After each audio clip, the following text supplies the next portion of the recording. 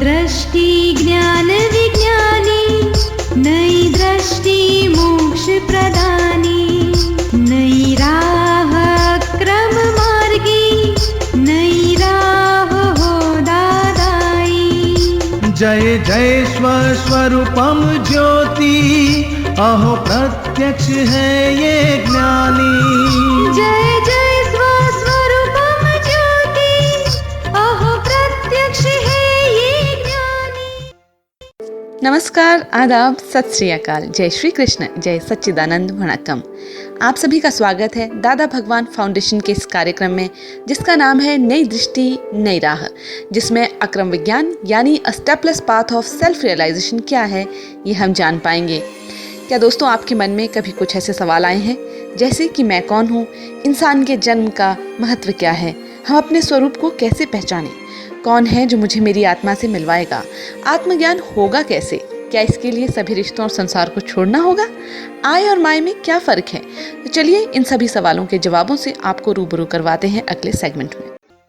जब पूर्ण आत्मा की प्राप्ति हो जाती है, ज्ञाता दृष्टा हो जाता है, फिर ग्रहण करता है वो कौन ग्रहण करता है? क्योंकि आत्मा तो निर्लेप है। क्या ग्रहण करने की बात आती है? आप बोलते हैं मुख्य मूल आत्मा तो ज्ञाता दृष्टा है जी, तो फिर ग्रहण कौन करता है? क्या ग्रहण करने की बात है? जैसे सीखने वाली बात है, और जो कुछ भी और करते हैं ना, देखो तो कौन करते? इसमें मूल आत्मा तो है शुद्ध आत्मा जी, यानी उसको केवल ज्ञान स्वरूप बोला जाता है, मूल आत्मा, और वो 360 वाला है ही है भीतर में। और आपकी जो स्थिति है ना, वो अभी अंतरात्मा हुई और वो 300 डिग्री पहुंची, बाद में धीरे धीरे 310 जाएगी, 20 जाएगी, 360 जाएगी, तब ग्रहण और त्याग सब खत्म हो गया। अभी बिगिनिंग कौन सी हुई? तो क्या अभी ज्ञान अज्ञानता छूटती जाती है और ज्ञान की जागृति बढ़ते जाती है, और 300 तक पहुंची, बात है 301 होएगा, 300। वो कौन जा रहा है? तो कि अंतरात्मा दशा, मूल आत्मा ने ये अंतरात्मा दशा की स्थिति बढ़ते जाएगी जी। मूल आत्मा तो अपनी जगह उतना ही रहेगा। समझ में आया आपको? जी। मूल आत्मा तो निर्लेप ही है। अभी पहले आप मानते थे कि मैं लच्छूराम हूं और मैं लेपायमान हो गया, मुझे दुख पड़ता है, मुझे प्रॉब्लम आते हैं, मुझे होता है। अभी आपको समझ में आ गया तो मैं तो शुद्ध आत्मा हूं, लच्छूराम जी अलग है। तो ये आपकी दृष्टि बदली हुई। अभी वो जागृति बढ़ते बढ़ते बढ़ते बढ़ते 360 तक गई तो बाद में पूरा हो गया जी। ये बढ़ेगा भी। मूल आत्मा नहीं बढ़ता, हमारी जागृति बढ़ती है। समझ में आया जी। आत्मा निर्लेप है तो आत्मा बात कैसे करते हैं? क्योंकि उसके द्वारा ग्रहण किया जाता है। आत्मा निर्लेप है मगर उसकी प्रज्ञा शक्ति अभी काम करती है।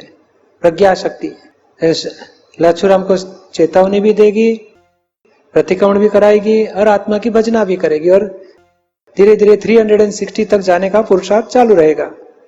दादाजी बताते हैं हमारा भी 4 डिग्री कम है तो हमारा भी यही पुरुषार्थ है 360 पहुंचने का। समझ में आता है ना? वो आत्मा नहीं करता, प्रज्ञा शक्ति करती है। प्रज्ञा की जागृति से हम आगे बढ़ रहे हैं अभी। समझ में आया? जी। साथियों, आत्मा की रोशनी दुनिया की बाहरी चकाचौंध से हजारों गुना ज्यादा शक्तिशाली है, जो हमसे जुड़े हर इंसान और इमोशन को रोशन करती है। तो चलिए आज अंतर मन का दीप जलाएं हमारे चहेते आत्मज्ञानी दीपक भाई की ज्ञान भरी बातों से, जो सेल्फ रियलाइजेशन के मार्ग पर हमें लेकर जाएंगी।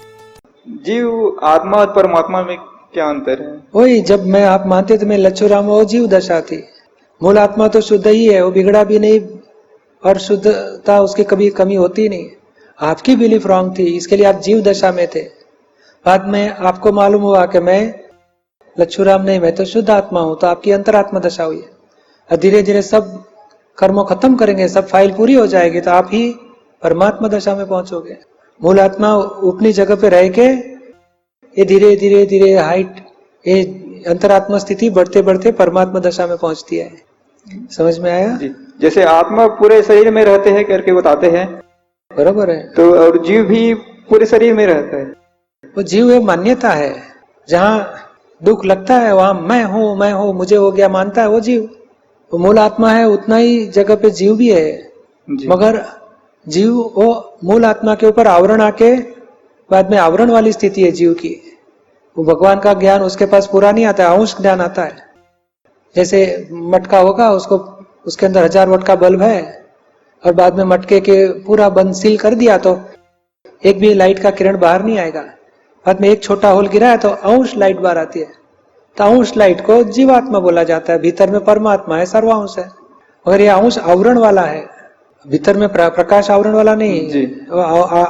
अहंकार को लाभ नहीं मिलता है भगवान का प्रकाश का, इसके लिए उसको आवरण वाला बोला गया, उसको जीव दशा बोला जाता है। और जो वही जब ज्ञान होता है तो निरावरण होता है। बाद में सभी आवरण टूट गए तो मूल प्रकाश के साथ अभेद हो जाते हैं, मूल भगवान के साथ अभेद हो जाएंगे।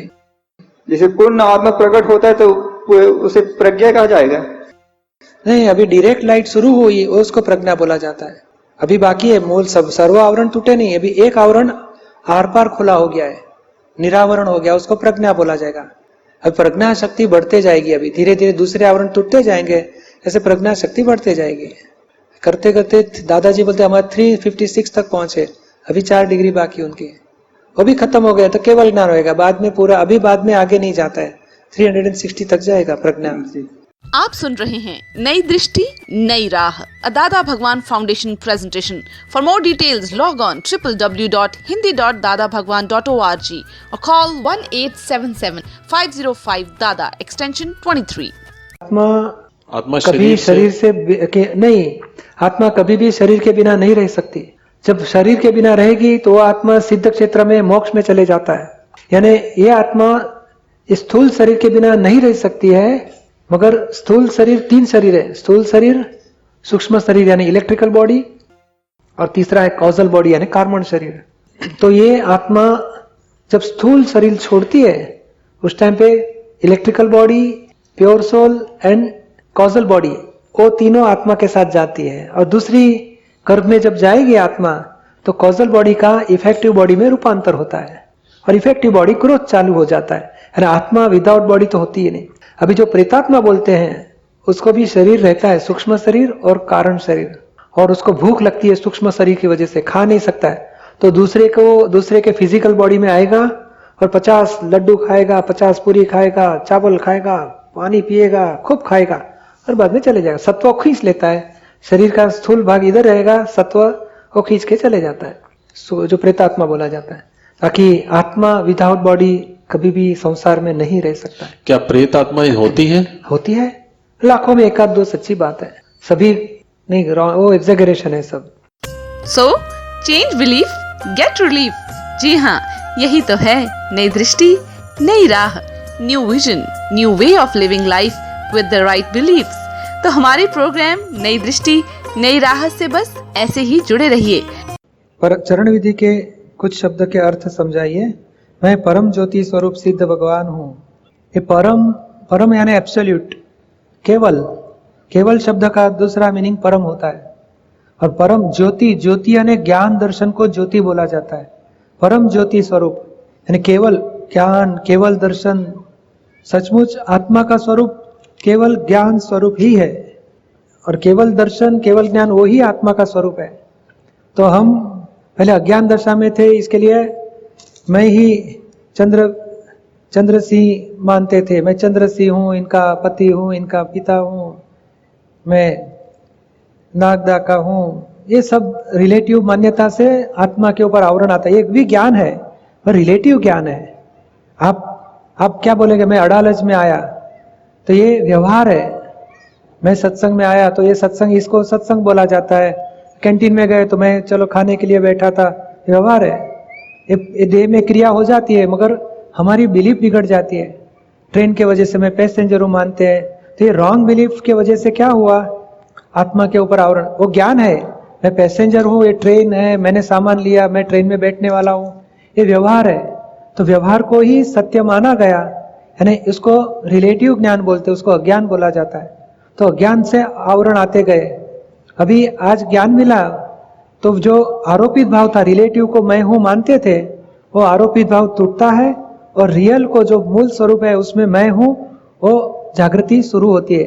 यानी अभी जो विकल्प हो जाते थे, मैं पैसेंजर हूं, मैं पति हूं, वो विकल्प टूटते हैं और निर्विकल्प की जागृति शुरू होती है। मैं शुद्ध आत्मा हूं, मैं अविनाशी हूं। तो मूल आत्मा का स्वरूप केवल ज्ञान है, केवल दर्शन है, परम ज्योति स्वरूप है। तो वो ही भाव हम बोलते हैं कि मैं ऐसा हूं, मैं ऐसा हूं, तो उससे जागृति बढ़ेगी और आवरण नए नहीं आएंगे, पुराने आवरण टूटते जाएंगे। तो इसके लिए ज्ञान विधि, ये चरण विधि ऐसी है कि आत्मा के भाव में हम एक रूप होते हैं। आत्मा जो स्वरूप है, आत्मा का जो स्वरूप है, आत्मा का जो स्वभाव है, उसमें हमारी जागृति सेट करते हैं। जो रिलेटिव में पहले जाती थी, अभी रियल में आती है। तो ये परम ज्योति स्वरूप यानी केवल ज्ञान, केवल दर्शन जैसा सिद्ध भगवान का स्वरूप है, ऐसा ही मेरा परम ज्योति स्वरूप सिद्ध भगवान जैसा मेरा स्वरूप है, ऐसे भावना है इसमें। बाद में अनंत ज्ञान वाला हूं।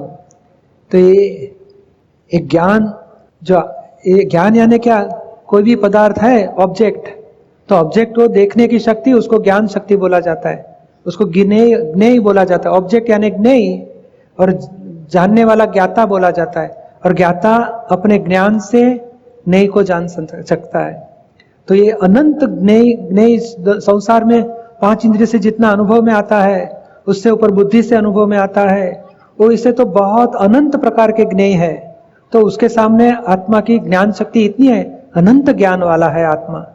इसके लिए सारे ब्रह्मांड में जितने भी ज्ञेय हैं, सबको देख सके, जान सके, ऐसी शक्ति आत्मा में है, एक आत्मा में। जैसे महावीर भगवान में थी, ऐसे ही हमारे आत्मा में भी है। हमारे आरोपित भाव के वजह से, रॉन्ग बिलीफ के वजह से सब आवरण आ गया था। अभी मूल जो ब्लंडर्स और मिस्टेक, तो ब्लंडर्स तोड़ दिए ज्ञान विधि में।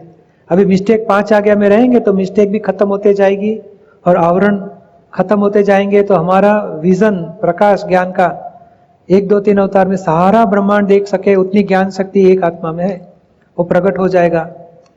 तो इसके लिए हम भाव करते कि मैं अनंत ज्ञान वाला हूं, मैं अनंत दर्शन वाला हूं, अनंत सुख का धाम हूं, अनंत शक्ति वाला हूं।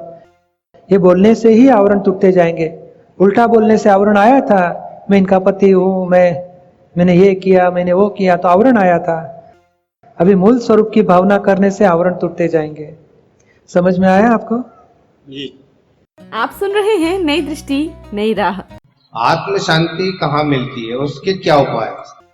मैंने आपको प्रश्न किया। हाँ, आत्म शांति, जिसको आत्म साक्षात्कार हुआ है उसी के पास से आत्म शांति मिलेगी। नहीं हमें गेहूं चाहिए, हम सोने की दुकान में जाएंगे, गेहूं चाहिए, इधर नहीं, किराने की दुकान पे जाओ। और हीरे चाहिए तो हम गेहूं की दुकान में जाएंगे तो हीरे नहीं मिलेंगे। जिसकी दुकान में जो माल है वही देगा। नहीं समझ में आया आपको? सही बात। तो शांति आपको टेम्पररी शांति चाहिए या परमानेंट चाहिए? टेम्पररी। टेम्पररी तो एक चाय पिएगा तो भी शांति हो जाएगी, पर वो शांति वापस किसी ने बोला उठो इधर से, तो अपमान हो जाएगा, तो शांति हो जाएगी। मान मिले तो भी शांति, अपमान मिले तो भी शांति, दुख मिले तो भी शांति, सुख मिले तो भी। भीतर की शांति चली नहीं जाए, परमानेंट शांति चाहिए हमें। और परमानेंट शांति कभी मिलेगी? आत्मा परमानेंट है, उसका रियलाइजेशन हो गया तो परमानेंट शांति मिलेगी। और संसार की चीजें टेम्पररी है, कितनी भी प्राप्त हो गया तो भी उसकी शांति टेम्पररी। समझ में आया आपको? हाँ, तो यहाँ मिलेगी आपको दादाजी का ज्ञान से। तो दोस्तों, जैसा कि आपने सुना, शरीर और आत्मा को अलग अलग करके जानना जरूरी है। आय और माय में फर्क समझ पाना ही आत्मज्ञान है, सेल्फ रियलाइजेशन है। तो चलिए आज के इस दिन में अपने आप को जानने की कोशिश करें। इसी के साथ हमें दें इजाज़त और आपकी ज़िंदगी से जुड़े सवालों की जानकारी, फ्री ऑडियो, वीडियो और बुक्स फ्री डाउनलोड करने के लिए या सेमिनार के बारे में जानने के लिए लॉग ऑन करें hindi.dadabhagwan.org पर या कॉल करें 1877-505 एक्सटेंशन 23 या फिर ईमेल करें dadaonradio@us.dadabhagwan.org। और टीवी पर भी हमारे प्रोग्राम का आनंद उठा सकते हैं आपका कलर्स टीवी एशिया या आस्था पर। कल फिर होगी मुलाकात। नमस्कार। नई दृष्टि ज्ञान विज्ञानी, नई दृष्टि मोक्ष प्रदानी, नई राह